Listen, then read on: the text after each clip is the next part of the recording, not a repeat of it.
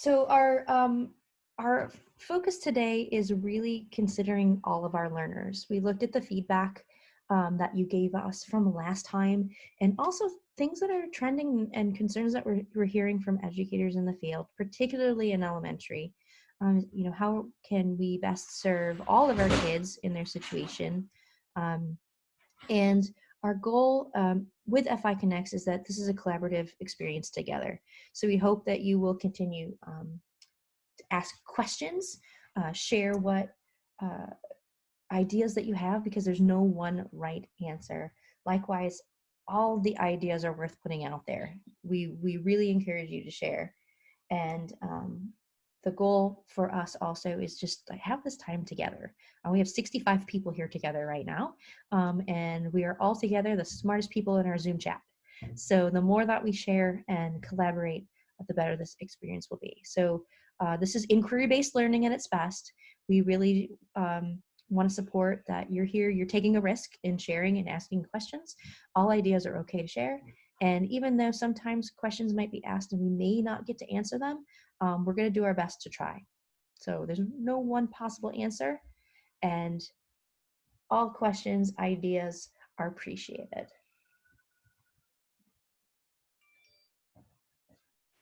So like I said, based on the feedback from last week, we spent time digging into how we can support all learners, and then how we can explore also, that includes remediation, extension opportunities, supports for our EC students, and what does differentiated lessons look like in a remote or distance learning situation? And then finally, what are some realistic expectations that we can take, while also, taking care of ourselves, because this is a lot on our plate. How can we do it to the best of our ability for all involved and still be taking care of one another? So if you joined us last week, we had a similar opportunity. We really want to take just a moment to give you a chance to brag about something you've done. You have turned around an education system that's been in operation for about, let's say, 200 years, and changed it in 2 weeks based on our current situation. So that's something to be proud of. You've done a lot in 2 weeks. So let's take a moment, and we want to open the mic and open the chat to tell us what's working, celebrate it. 18 families signed up for Class Dojo. Awesome. Using Mentimeter, isn't that a great tool? You can use it in so many different ways. Hey, Claire had her first Google Meet class today. I hope it went well. And Samantha's going to have all of her students online by the end of the day. That's amazing. Kim's making Screencastify videos. Students are loving Seesaw and Google Meetups. Elizabeth says she's convinced her school to allow specialists to decide how they want to set up their Google Classrooms. That is not an easy feat. It's so hard as educators. We're so used to serving others and helping each other out. Taking the time to shout out about ourselves is not something we often do, but man, we need to do it now more than ever. Continue to share. Awesome. Not only here, but with your colleagues, with your students. Tell them what you're really proud about, because this is all different. This is a big shift and a big change. And the more you can share the awesome and celebrate that, we hope that you continue to do that. And there's so many good things in the chat. And I like Kim. Kim is learning more about her students' lives. And that connection is so important, and understanding where our learners are and how we can be there for them. So we're about 3 weeks or so kind of into this journey, and it seems like at times there's information overload coming from, whether that be our district, Twitter, other teachers, and it's hard to synchronize all of that. And part of what we're doing here with FI Connects is hopefully helping you through that process. But we were thinking about kind of this or that question. Um, where has your mind been in this journey? Has it been more focusing on what tech tool is the best to use right now? Or has it been on how can I best support all students right now? It seems like, at least when we first started this journey, different ed tech tools are being thrown at us for this is free or that is free or try this now, extended free options. And it was very tech tool focused. And when we were first getting into it, we really wanted to know, what should we use? What should we use? But we kind of should be thinking more about how can we best support all students right now, just like we are in the classroom. We know that we don't have the physical face-to-face interaction with them right now, but their needs haven't changed. In fact, they maybe have become greater as a result. So I'm seeing a lot of action in the chat, and people are saying, yes, it is tech overload at times, but it looks like how best to support students. And at first, looking at that tech tool. And I think as we're going throughout the weeks, you're going to start to find what works best for your kids. Parents are overwhelmed as well. That is definitely true. So kind of our goal today is to really shift our focus from the this to the that. So away from what tools should we use and more about how to best support the students, all students, that is. So taking a little pulse check,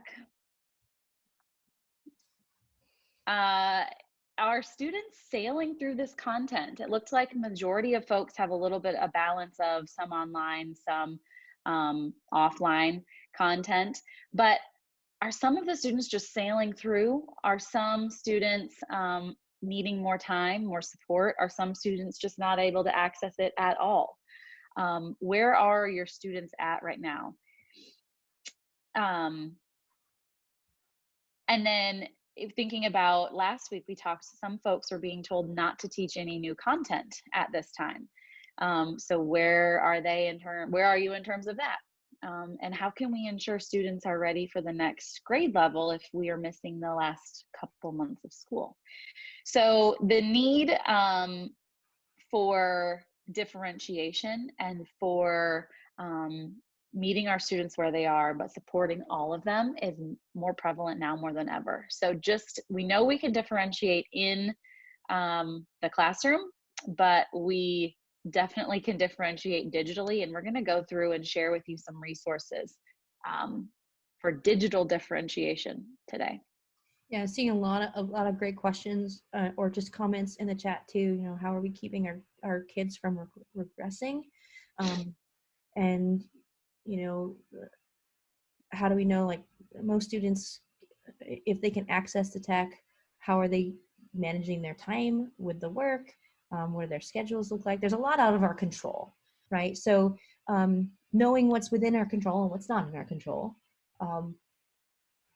we hope some of these ideas might be helpful. So you did mention information overload. So that was one thing that Jackie and I have been very cognizant of as we built these. We do not want to information overload with you. But we do want to support you. So for those learners who are needing a little bit more,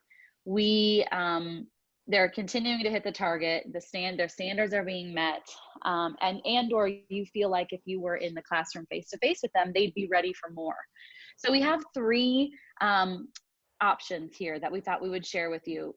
One of which is a choice board. And as elementary teachers, I would venture to say you're familiar with a choice board. But basically, this is a nice way for students to select and choose where they want to go next. Sometimes teachers use the multiple intelligences on these choice boards, giving students the freedom to go where they want to go based on their interests or their learning style. Jackie has dropped in the choice board example in the chat. And this actually came from Kristen Zimke, who we shared last week, one of her mini lesson ideas. So she has this posted on her website as a very simple but nice start to building out a choice board. So we wanted to make sure we shared that with you for students who are ready for more. And I'm also dropping in the chat, if you're familiar with Casey Bell and Shake It Up Learning, she's all about choice boards. She has some templates on her site that she specifically modified for remote and distance learning. So wanted to add that in there as well. And again, we're going to do transcript of the whole chat. And so don't worry if you're missing a link or something like that. Yeah, so another one is Newsela. Newsela is a digital resource of thousands and thousands of text options. This is for those kids who, again, are ready for more.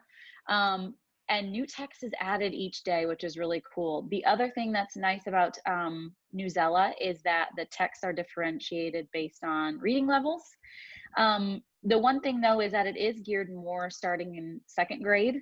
So depending on what grade you teach, you might want to check that out. The one feature that also is nice is that there are options for offline reading. There's also options to link to your Google Classroom, to send it out via Remind, obviously to email. So different sharing options with Newsela is really nice.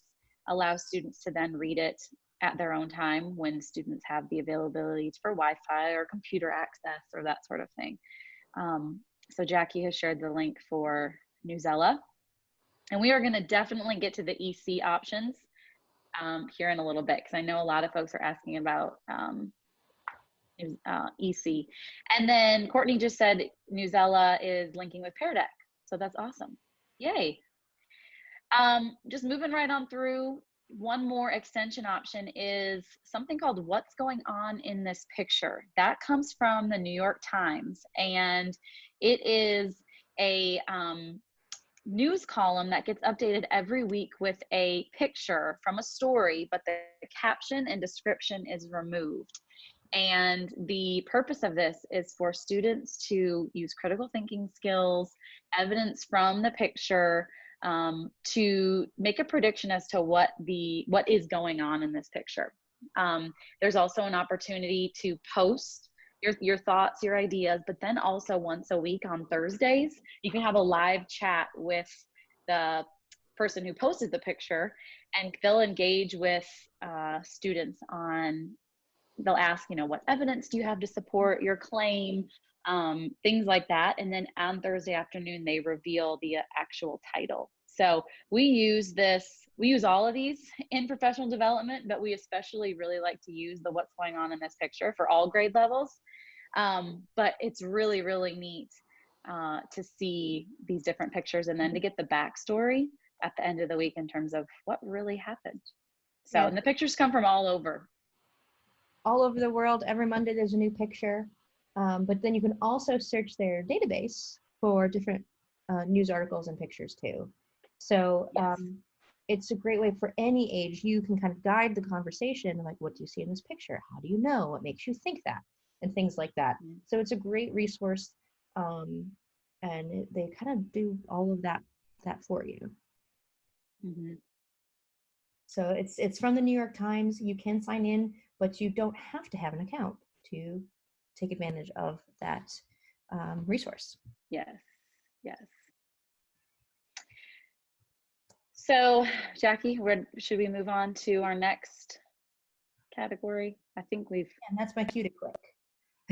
Oh, you're fine. You're fine. Thanks. I was just making sure we covered everything in the chat. So how about for those students then that need a little more time? They need some remediation.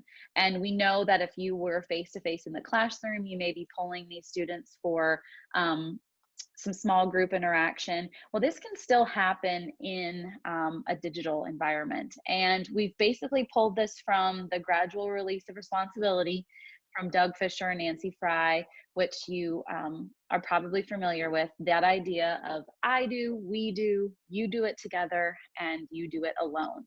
Really set students up for success by gradually releasing, but also reinforcing the content. So I won't really go through specifically what each category is. It's pretty self-explanatory. But again, thinking about how this can still be done digitally. Um, and even more important for these students who need remediation is going to be that I do it. They want to see you doing it, working it through, talking about your hangups, where you struggled through it, how you're processing through it. That could be through a focused lesson, a close reading, solving a math problem, reading text for the first time. How you struggled through that is going to be super, super helpful for them. The we do, you can set that up synchronously or asynchronously. Last week, Kristen Zimke's video that we shared, she actually says in the video, okay, I'm going to go ahead and pause the video. You try this. We'll try it together. So pause the video and then come back and let's work through the problem. So you can set it up that way. And Jackie just shared the video again in the chat. So yes, go back and watch that if you didn't get a chance to. But then moving along, eventually when we get to the you do it alone, this would be the student just demonstrating their learning via the method of their choice. So being flexible in how they're demonstrating their learning right now is going to be key. It may not look like it would typically in the classroom, but if the students are mastering the content, that's really the ultimate goal. Another thing to keep in mind with these remediation students is multiple points of entry for these students to interact with the standard, so learner content, they're directly interacting with the content. They're the learner instructor interaction, they're interacting with you, whether that be synchronously live or asynchronously, you've recorded a video. And then learner, providing them opportunities to still be interacting with their peers. So Jackie, did you want to add anything more about that? We didn't. Yeah, no, I think and I'm sure you've heard this, and we're seeing it a lot being shared. Is the first week, at least for parents, work was sent home, and parents and students were just a little overwhelmed. Like, wow, this is a lot, because for some teachers they just dialed in like, well, this is what I was going to teach next week, so here it is. And what you would do face to face in the classroom setting is not what you're going to send home. And so while you're still accomplishing the same essential goals, what it looks like is going to be different. So Laura did mention Kristen's video, and we shared a kind of her structure, which is pretty much the same. This is what we're doing. It's about like you setting that up, the show and tell of the teaching part.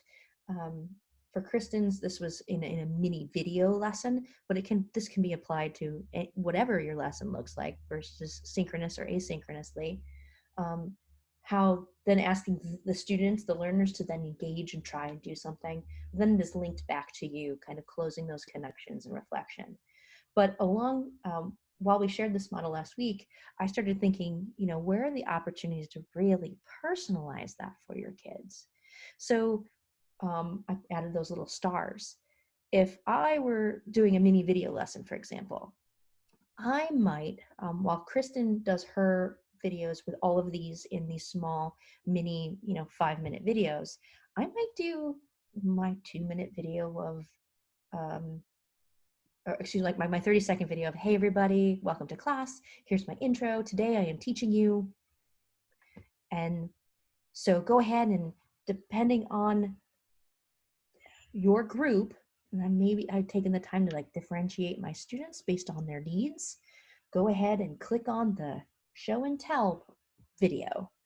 So I might have, 2 extra 2-minute videos teaching the same concept, but maybe in a different way, where I'm asking, depending on what I think, personalizing a little bit, right? Differentiating a little bit of maybe how I'm teaching, but then definitely I could personalize how I want students to engage with that content. So I could have, level 1, 2, 3, or differentiate just like you would in the classroom, and maybe giving students a little bit different assignment. But you can do that in the virtual space, or with what you send home and kind of give them a different pathway depending on their needs. So um, for me, I might make each of these blocks be their own separate video or videos, and then guide my students to um, follow a particular pathway through them.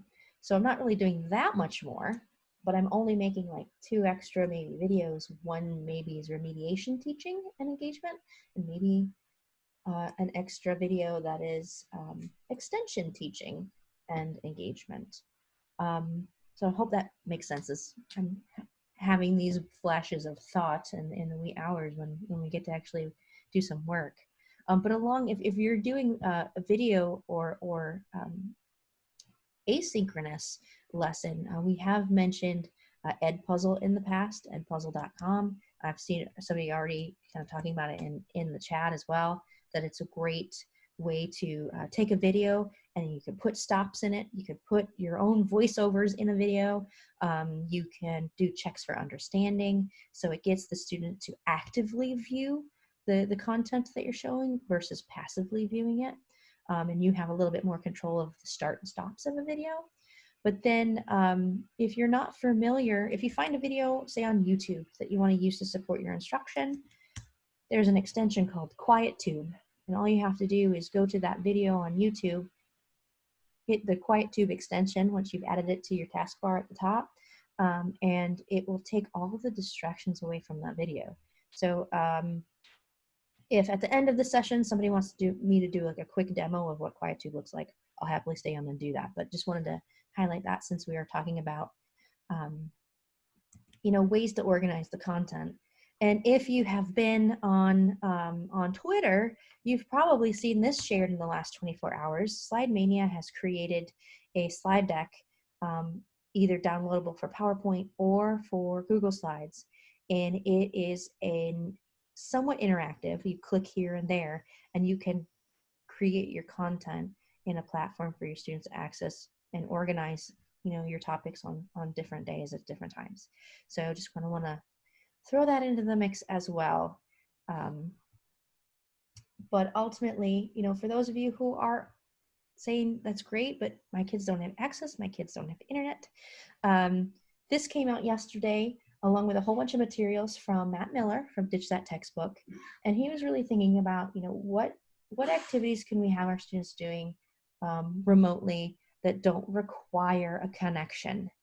And, is that reading a book, teach someone else? I've seen a lot of talk in the last few days about encouraging students to create a passion project that they can do at home, something that they can work on, getting students outside and exercising, just being still, or hey, recall what you've learned and do this activity, or tell somebody about it. So he has a lot of great ideas, and I'm going to put the link in to where I found this, but with a warning. Yesterday, Matt had so much traffic on his website that it crashed. So it is in the process of coming back up. It is not fixed yet because he's got some really excellent things that he has put all at once. He put it all out yesterday, so everybody went there, and his website couldn't support all that traffic. So that's one to bookmark and go back to, because I don't think his site is back up yet. And so a lot of folks have been asking about, well, what about our EC students? How can we support them during this time? Or what are the expectations? What is my role in the remote learning for my EC students? And so one thing to kind of ease any sort of tension or worry that you might have, we are going to link to you they just support document that came out from the U.S. Department of Ed. They called it an informational fact sheet that answers a lot of questions, just terminology-wise and legally-wise, what this kind of means. But really, it basically says that the federal disability law offers flexibility during this time in how to support students with disabilities. But it does still obviously require that the instruction be accessible to our students with disabilities. Doesn't say necessarily how that is done, but it does say that it obviously has to be offered to them. Ultimately, though, it says, and Courtney says that she found that document to be super comforting, and so thankful about that, because I am not a classroom teacher anymore, but when I read it myself, I was comforted as well. So I think you will be too, because it does just say, you know, ultimately you are the teacher, and so you still have the choice and the discretion of how you're going to best meet the students' needs. It does mention too about connecting with the EC teacher, because these teachers may have already had personal contact with the parents, with the families, with the student. So how can you collaboratively support these students? So the document is a little bit lengthy, but it just has really, really good information. And then to supplement that, Michigan Virtual Learning came out with, actually it was in the middle of December. So I don't know if they were anticipating, if they were kind of ahead of the curve, they were prepared for this, or if this was planned.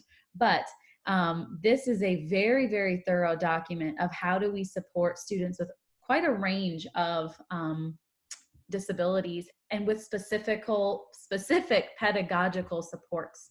So it actually categorizes it out by students with autism or cognitive impairments, physical impairments, emotional impairments. So it's very, very specific and detailed.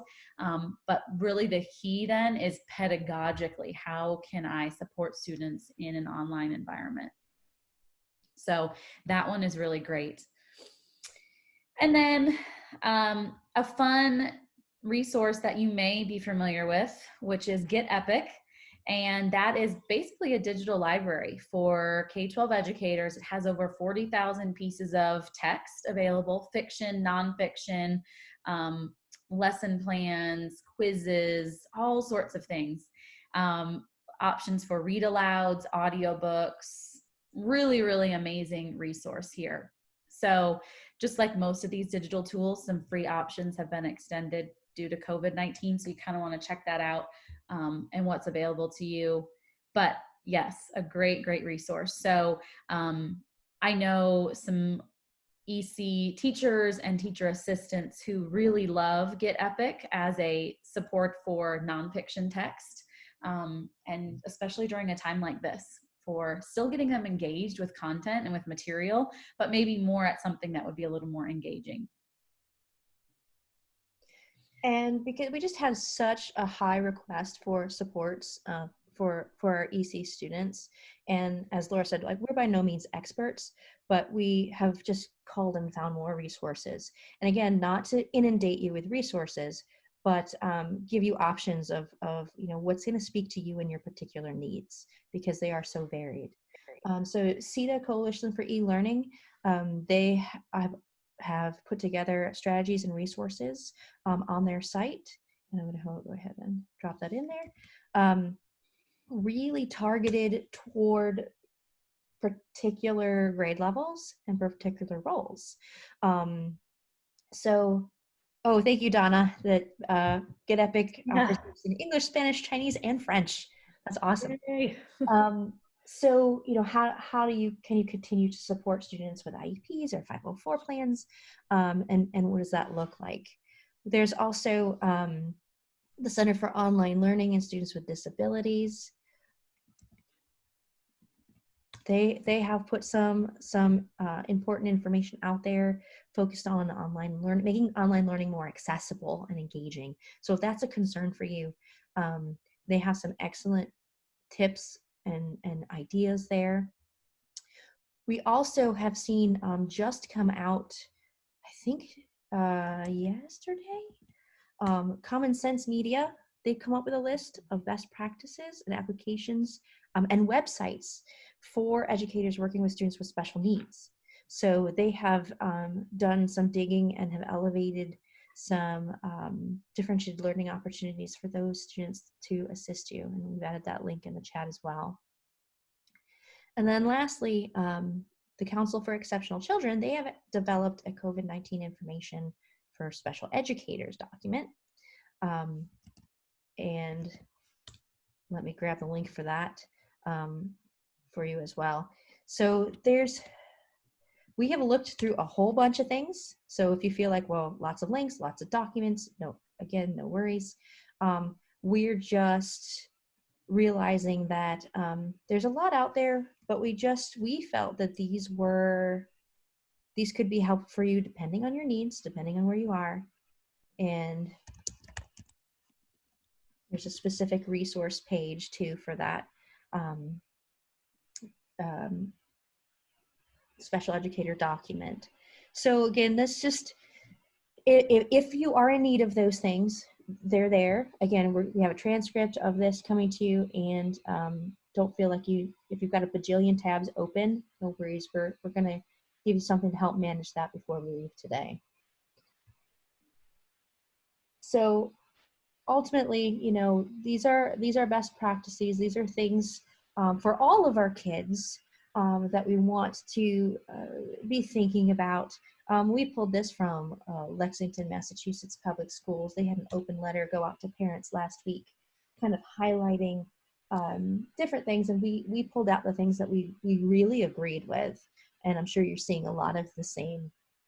Being mindful of your time for yourself as educators, but also your kids.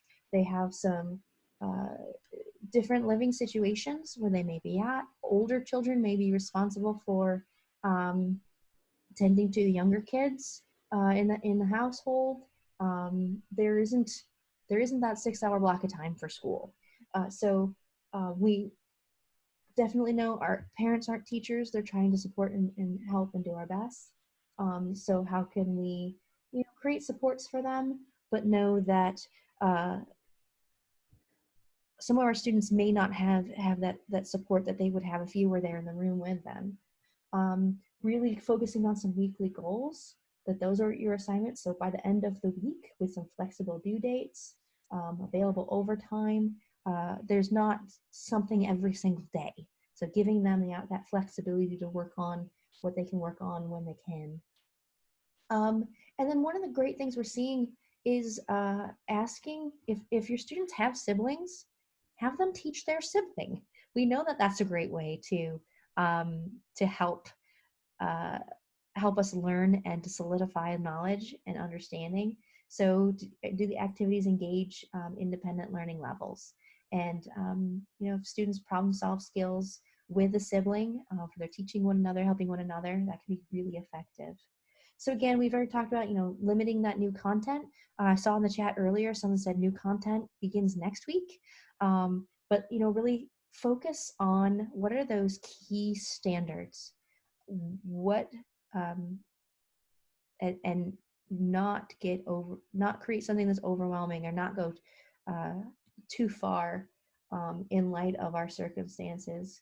And then, of course, that feedback and communication loop, that is essential and key to check in with that student, to give them that positive encouragement. We also have been recommending, what is that one thing that they can work on, rather than here are the list of all the things that aren't, that you don't have yet. And then really being available for that support. So I've dropped the link into that Lexington Public School document letter if you are interested in more. So all of this to say, one size does not fit all, and we are figuring this out at a rapid pace, which kind of naturally transitions us into this differentiation, which we've been dropping in throughout the last 45 minutes or so.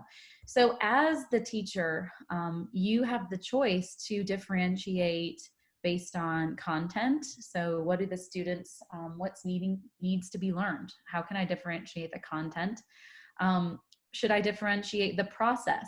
How students are acquiring this information? Am I going to give them a variety of ways to receive the information? Which might be a good option for those folks who are trying to balance internet and connectivity issues. Same thing with the product then. How are students going to demonstrate their learning? You have the choice to choose that, and the students have the choice to choose that. And we have folks saying that, yeah, we definitely need to do what's best for our students. So we know that you differentiate in the classroom. we just want to take a second. Have you had a chance to think about differentiating at all now digitally? So in the chat, if you don't mind, share with us, how you've been navigating this. Are you giving students different ways to access content? Are you offering choice in how they demonstrate their learning? Just share with us kind of how you're making these rich learning experiences differentiated at home. Amanda says, loves creating fun at home projects for kids in kindergarten. Yes, I saw your parts of a flower video up there in the background earlier. And Google Classroom lets you assign different lessons to different students. We have a preschool activity board shared. So awesome. Thank you for sharing that.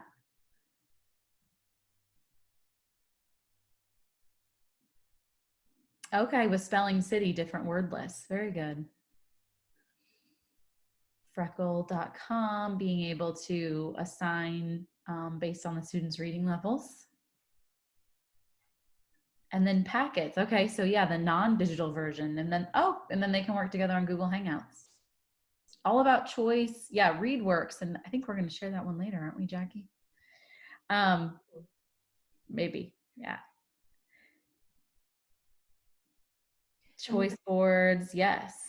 And last time we were together, we also we talked about giving students almost an answer key, or using QR codes right on our paper packets to like scan and help them work through what you were asking them to do, so they could almost check their understanding through watching you on a video that's printed on the packet through that QR code. Because while students may not have a digital device, perhaps they may have a cell device that they could use. And I love that teachers are splitting up to develop 5 weeks of choice boards, delegating that work, right? You don't have to do it all. Use that team. I love that idea. Physical activities, mix of going outside, worksheets, different activities, home learning videos, and Google Classroom. Yes. This is some awesome So stuff. good. So I'll just, in the interest of time, go through this kind of quickly. This just bullets out a little more specifically about how you can differentiate by content, process, or product. And you've kind of already shared all of those options. Of course, content being standards-based, process being how they're going to acquire the information with different instructional strategies, and then product being offering voice and choice in how they're going to demonstrate their learning. Then I'm also adding in, I added in the blog that you got the content from, and then Cult of Pedagogy has a differentiation starter if you're like kind of looking for just different ideas. If you're not familiar with the Cult of Pedagogy, it's a great blog and so many great information and things. And that one does have some elementary video examples too. So yeah. That is a good, if you're looking to just kind of get started or even to refresh your ideas, that's a good place to go. Yeah, we just had a great question in the chat. Will we place the links in the slide document that we share? Actually, that is how we are so quickly copying and pasting them to you. So all of the notes are in the slide deck, and so you'll have access to those as well.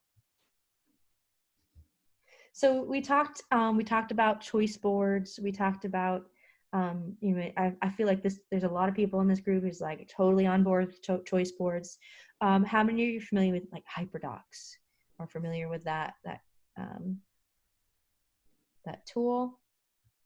HyperDocs, I say that they're kind of a fancy way of creating a document that just has a lot of hyperlinks in them, but they've got a lot of traction.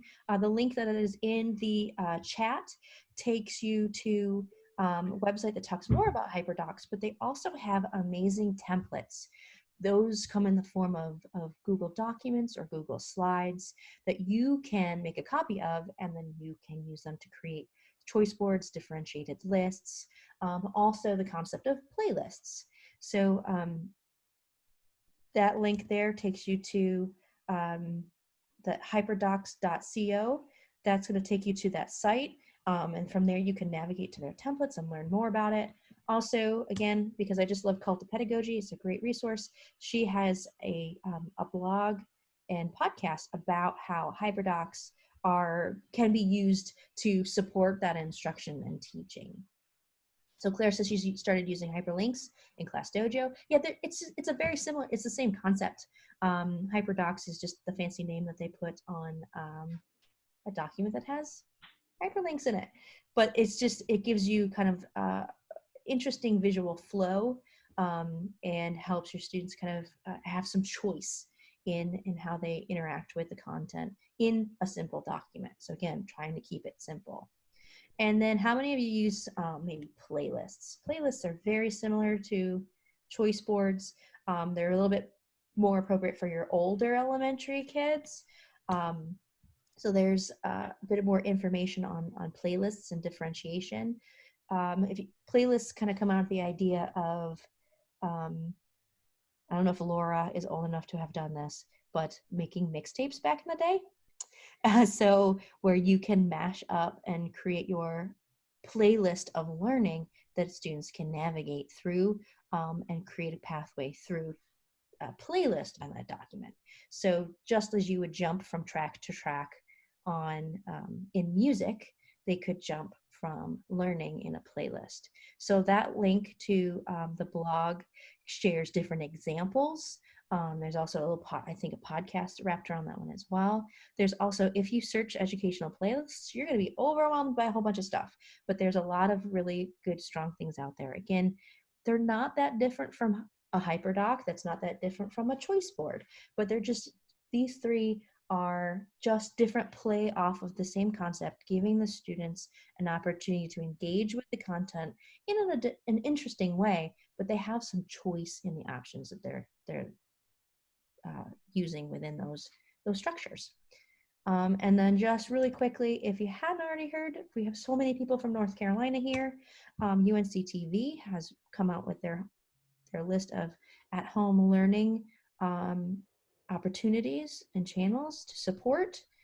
And as of this morning, there's an article that came out that said that teachers can now read books aloud. There's an article that has changed during our situation, that's changed what it means to do read alouds. And so wanted to share that with you because we had a lot of questions about that and about copyright and having to ask the publisher or the author. And then also, as of this morning, a resource that was brought to our attention, and again, I know we're throwing a bunch of stuff at you. This doesn't mean you have to look at all the things. This is just self-select what's going to support you in your unique situation and your kids. Common Sense Media has come up with wideopenschool.org. It's an online teaching resource site that is been developed to support both educators and families. So it's something that you can share with your families if they're like, what do I do? How do I keep, on track with some of this stuff? So they have culled resources for you, so you don't have to. So again, just another helpful resource if that is something you're looking for. So to just kind of close this up, we're reaching our time limit here. One of the original differentiation researchers, Rick Wormley, who says, far from being a detriment to student learning, differentiated instruction is the only way we can teach all students, not just the easy ones. And I think during this time of remote learning, we want, just like we're in the classroom, we want to make sure we're reaching all of our students. And the good news is there's obviously a plethora of ways and resources to do this. But just take it one little thing at a time. Try not to overwhelm yourself here. It looks like a lot of you are well on your way, even with the choice board options. So if that's all you take out, that is great. Try just something, whether it be just very, very little. Yeah, keeping it simple. Now, before we have even more thoughts, but I know our time is slow, I'm going to drop into the chat, so please don't go anywhere. People are leaving, and they're going to be sorry.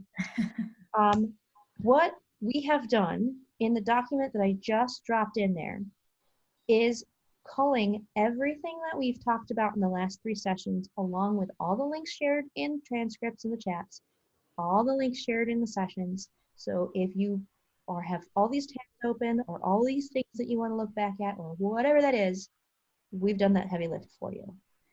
So again, I'll drop that in there. It is a Google document. It is view only because we're going to continue to add to it. But so all of the things that because we just gave you a lot today, but you'll see session number 1 has been captured and session number 2. It includes the slide decks. It includes where the recordings are. It includes copies of the slide decks. So you don't have to worry about trying to find it later. In the time that we have left, and again, don't worry if you missed, if we didn't get to it, it was on that list for you. Just to remind you that you do have the link now of where this session is going to be uploaded and captured for you on our YouTube page. That is for every session to take you directly to it from that document that we posted, and there's all the playlists, so if you're interested in any of that, it's there. We're doing a slow chat on hashtag FI Connects on self-care. We're hoping you're taking care of yourself. Please do that. So there's tips, tricks, and ideas on that hashtag FI Connects for you if you're interested, and we hope that you pass them along to your people as well. So before you go, we want to continue to support you. We want to help you out. We want to know what you want us to be doing to help support you. And thank you. We're glad we can be of help and continue to support you during this time. And please let us know how it's going. Remember, celebrate and brag about yourself. Tell us the awesome things that are happening.